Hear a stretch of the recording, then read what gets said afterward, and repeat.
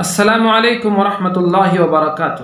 محترم سامعین، رمضان المبارک کا یہ پہلا اشارہ چل رہا ہے جس کے بارے میں رسول اللہ صلی اللہ علیہ وسلم نے ارشاد فرمایا کہ یہ رمضان کا پہلا حصہ یعنی پہلا اشارہ رحمت ہی رحمت ہے۔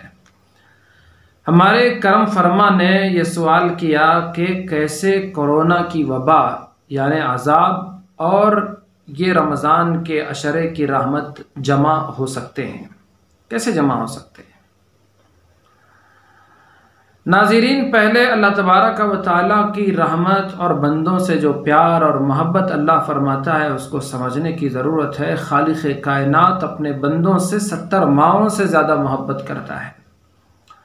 اسی نے تو ہمارے لیے روشنی کا، اندھیرے کا، ہوا کا، پانی کا، سورج چاند کو پیدا کر کے انتظام کیا ہے۔ اسی نے ہمارے لیے زمین کو بنایا، آسمان کو کھڑا کیا، پہاڑ بنائے، دریا بنائے، سمندروں کو طغیانی عطا کی، چرندوں کو، درندوں کو، پرندوں کو، یہ شجر اور حجر، ان ساری مخلوق کو اللہ تبارک و تعالیٰ نے اس ایک اشرف المخلوق کی خدمت کے لیے پیدا کی ہے۔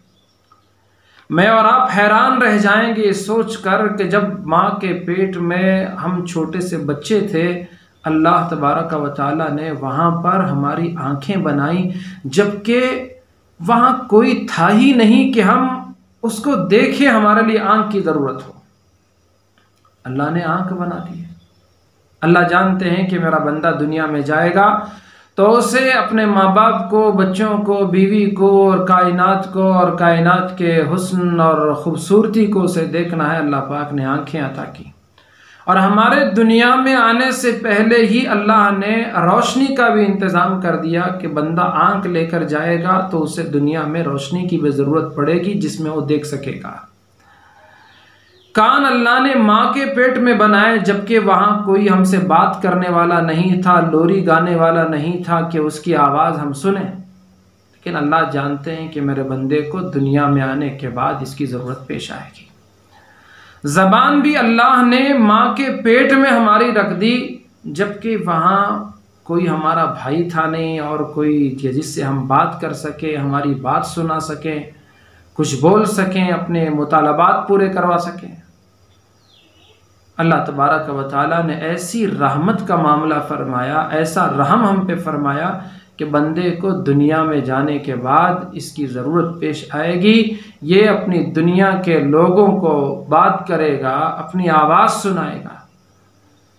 اسی طرح جسم کے ہر عضو کے بارے میں آپ غور کریں کہ ان چیزوں کی ضرورت ماں کے پیٹ میں نہیں تھی، لیکن دنیا میں آنے کے بعد تھی۔ اللہ تبارک و تعالیٰ نے پہلے ہی سے ان کا انتظام کر دیا، یہاں تک کہ ہمارے باہر آنے سے پہلے اللہ نے ہماری ماں کے سینے میں ہمارے لیے دودھ رکھ کر ہماری غذا کا انتظام بھی کر دیا۔ اتنی رحمت کرنے والا، رحمت نازل کرنے والا، رحم کرنے والا رب، اور یہ اس کی رحمت کا ایک حصہ ہے جو دنیا میں ہے۔ بخاری و مسلم میں حضرت ابو ہریرہ رضی اللہ تعالی عنہ سے مروی ہے، وہ کہتے ہیں میں نے رسول اللہ صلی اللہ علیہ وسلم کو یہ فرماتے ہوئے سنا، جعل اللہ الرحمت 100 جزء، اللہ پاک نے رحمت کے 100 حصے بنائے، فامسک عنده 99، اس میں سے 99 حصے، 99 حصے اللہ تبارک و تعالیٰ نے اپنے پاس رکھے، وَأَنزَلَ فِي الْأَرْضِ جُزْءًا وَاحِدًا، ایک حصہ اللہ نے دنیا میں نازل کیا۔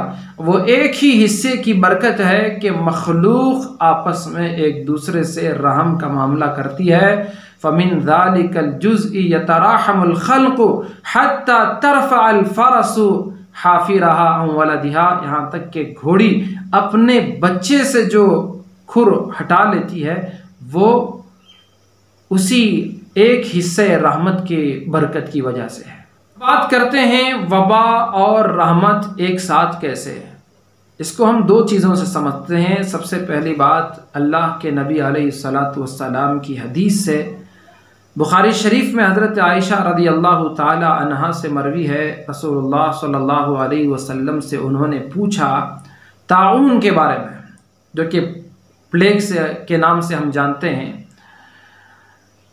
اللہ کے نبی علیہ السلام نے ارشاد فرمایا کہ یہ اللہ کا عذاب ہے، انہو کان عذابا، کہ یہ عذاب ہے، یبعثہ اللہ علی من یشاء، جس پر چاہے اللہ تبارک و تعالیٰ اس کو اتارتے ہیں۔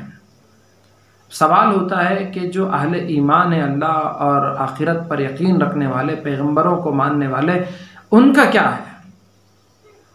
ان کے لیے تو عذاب ہو نہیں سکتا۔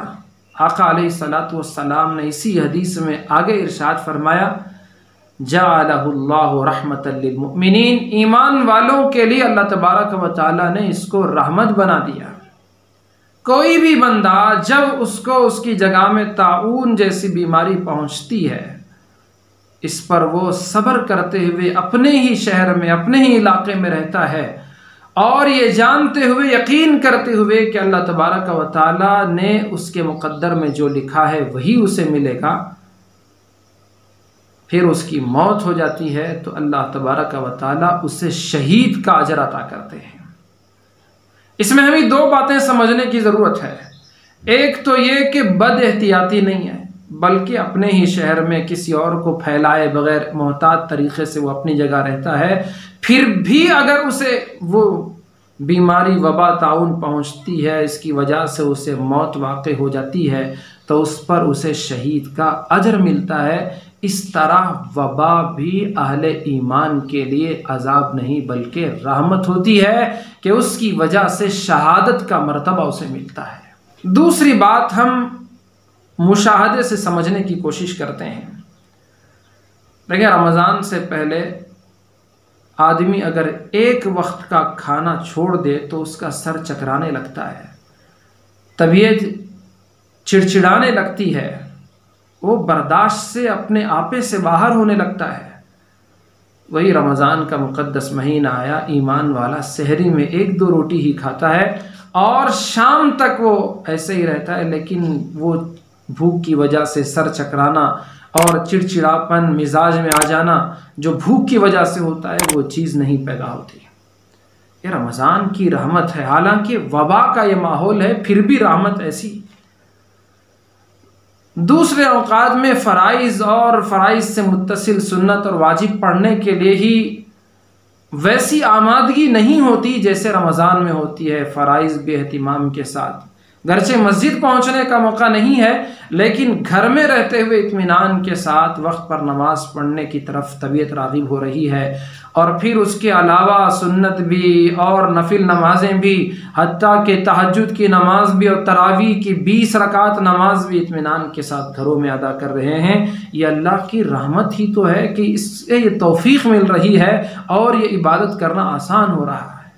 غیر رمضان میں قرآن پڑھنا مشکل سے 1 پارہ آدھا پارہ ہوتا ہے، جبکہ رمضان کے مہینے میں کوئی 2 پارے، 3 پارے، 10 پارے اور کوئی اور زیادہ بھی تلاوت کر رہے ہیں۔ یہ تو اللہ کی رحمت ہی تو ہے جو اہل ایمان کے لیے وبا میں بھی اللہ تبارک و تعالیٰ نے اپنی رحمت کے ساتھ ان کو رکھ رہا ہے۔ اللہ تبارک و تعالیٰ جلد سے جلد یہ بیماری ختم فرمائے اور یہ رحمت کا اشارہ، اس کی قدر کرنے کی ہم کو توفیق عطا فرمائے۔ اللہ کی رحمت کو ہمیں سمجھنے کی توفیق عطا فرمائے۔ آمین۔ وآخر دعوانا ان الحمد للہ رب العالمین۔